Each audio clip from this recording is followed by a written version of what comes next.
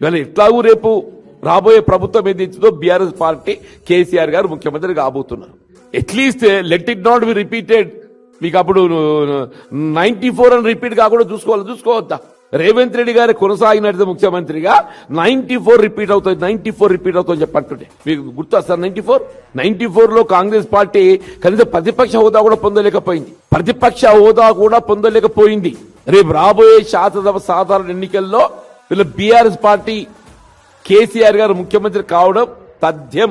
ప్రజలు ఏదైతుందో వాళ్ళు అప్పుడే వచ్చేసింది. ప్రజల నానుడి రేవంత్ రెడ్డి పోవాలి, కేసీఆర్ రావాలి. ప్రజల నోళ్ళ నానుడి వచ్చేసిందా?